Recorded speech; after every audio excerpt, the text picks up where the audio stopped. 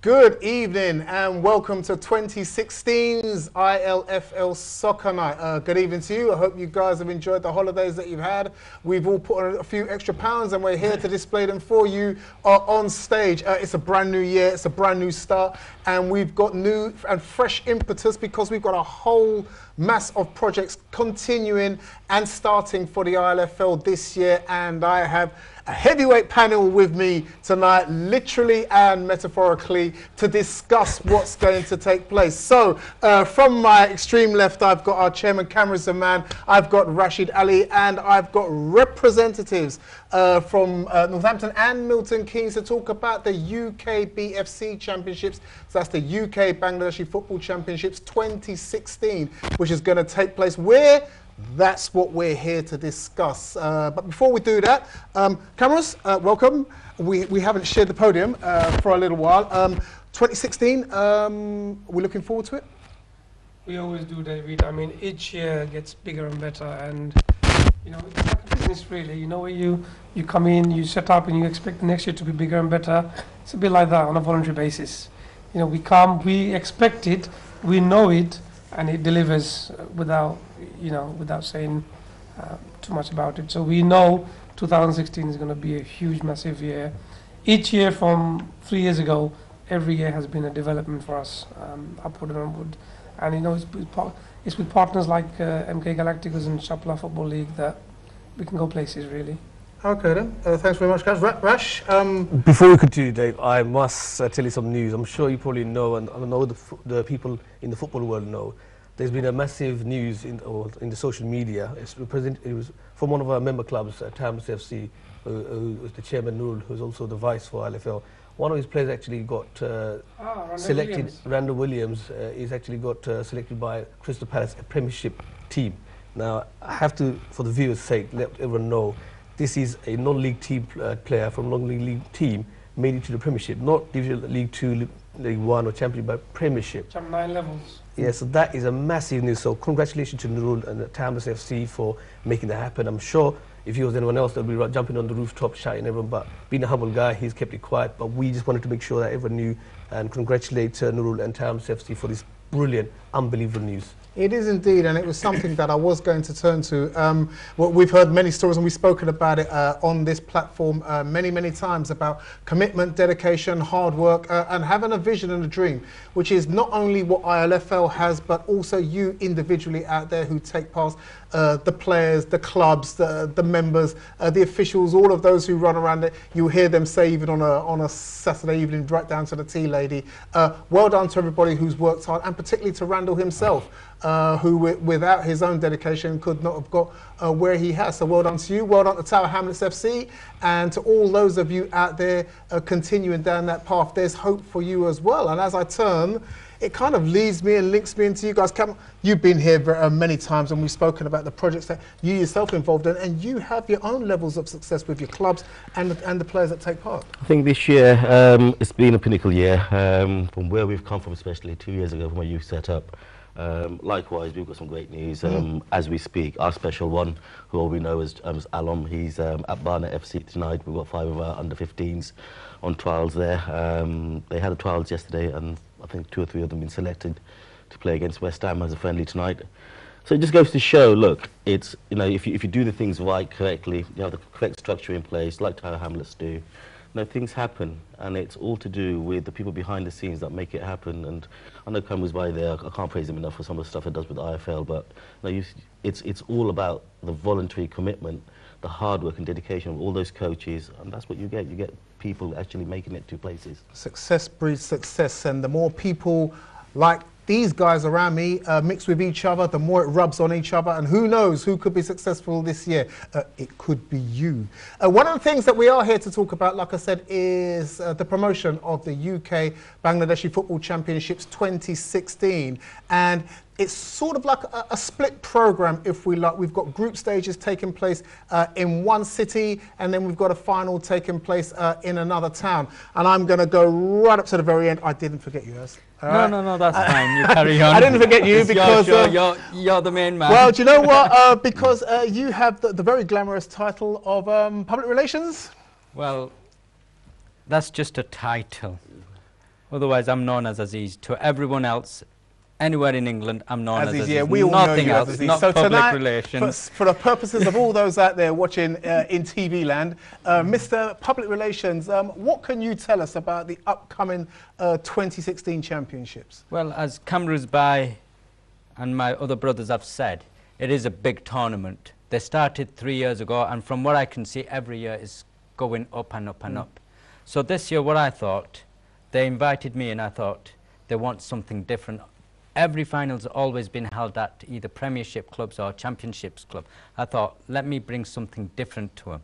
And I said, look, we've got Northampton Town, which is an upcoming football team. They're in the league, and they've got a brand new football stadium. And with Northampton Town, what I find, they're more of a public community base, where they like to show the community we're not just a football team, we're also part of the community. Whether it's the ethnic group or other groups, come in and join us. So I approached them and I said, look, we've got this championship that's been going on for the last 2 years. I want to bring this championship to Northampton, and I want to put Northampton Town Football Club on the map. Is there anything that you can do for us, in the sense where there's Asian men playing football amongst themselves, and there's Asian kids as well playing football amongst themselves, and it'd be something nice for them to come and actually play on a professional pitch. 50 years down the line, they could turn around to their grandkids or their great-grandkids saying, yeah, I played on that pitch. I was part of the winning team on that pitch. I scored the final goal. And then it inspires other kids looking at this show thinking, hang on, if my grandfather did this or my dad did this, why can't we do it? It gives a stepping stone for the next generation. So now that you've highlighted that now, and for those the watching public up there in Northampton and in the Midlands region, how will this now generate the enthusiasm in that neck of the woods? Well, in Northampton itself, there's already a buzz going on, because I've gone around a lot of football clubs. You've set up teams and everything, from your ethnic groups to your Northampton District Alliance Youth Leagues, saying, look, there's this final that's coming to Northampton Town Football Club. Would you please come and watch? Bring the kids along, make it a family event rather than just a football event. It's more fun to be out there, enjoying yourself, meeting new people, making new faces, making contacts. So when there's tournaments, like in London, we get invited to London tournaments, and we live in Northampton, we get invited to the Jubadal tournaments in Bradford. So if you're out there showing your faces, talking amongst each other, you make contacts, and you never know who's watching. If you've got a talented player, say, somewhere in Newcastle, and no one's heard of him, and there's a scout, he goes to a tournament in London, and someone's watching him, it could open doors. Like my brother said, one of their best players is playing in the Premiership now, or he's going to be training with Crystal Palace, which is really, really good news. It gives hope to the younger generation, thinking, if a guy can do that, why can't we do it? So the influence football has amongst the Asian community is huge, but a lot of Asian people don't know how to take it forward. And like Kamruz Bhai and everyone, the things that they do voluntary for the community is a stepping stone for them.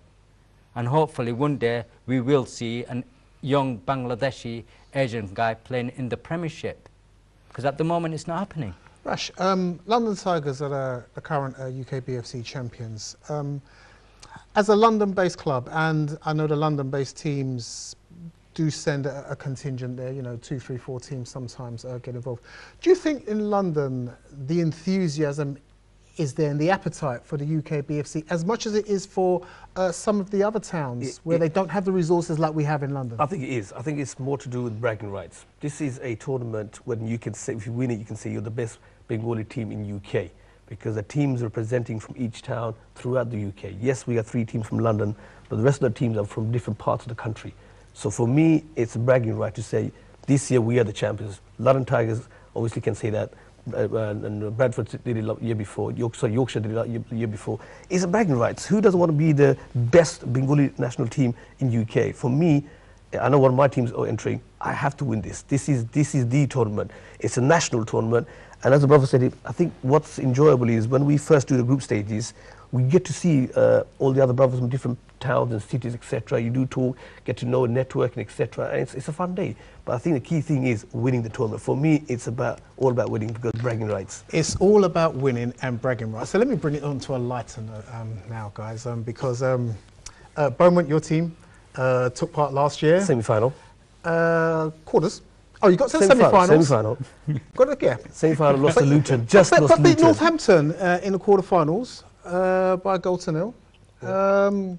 I'm sure you're going to see that as something different again this time round, aren't you?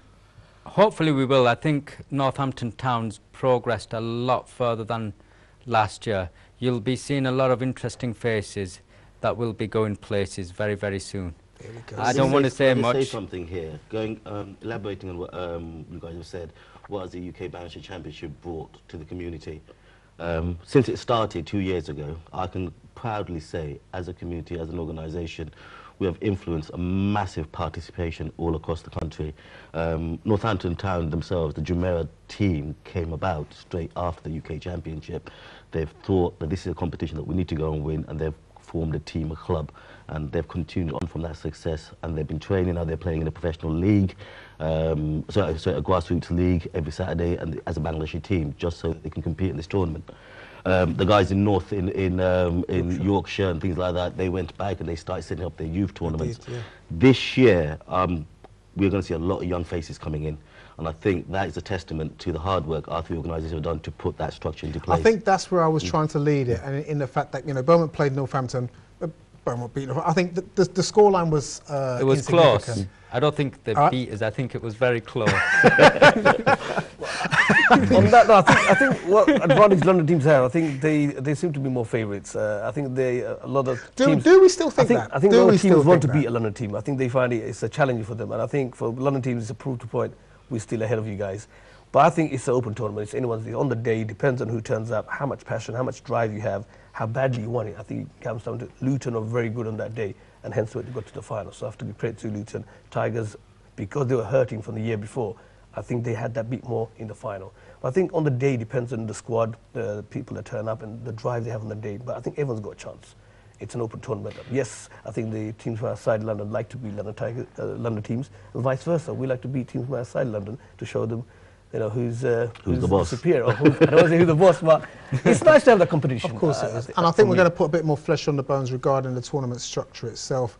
We're going to talk about the group stages. We're going to talk about the venue that it's going to be taking place in, the final taking place at Northampton Town, as you said, and potentially the teams that could be taking part, and maybe even the players. You guys are out there, and you're the ones that want to get involved. So whether you're up there in Yorkshire or down here in London, as always, we spoke about it, community. It's a community event, and never mind the bragging rights. Doesn't matter where you come from. We all know that when everybody gets together, it's all brothers together, getting on and playing for the right reasons and serving the right cause. And we're going to take a break. We're going to come back afterwards. We're still going to have these guys here. Like I said, we're going to put some flesh on the bones of the whole tournament format.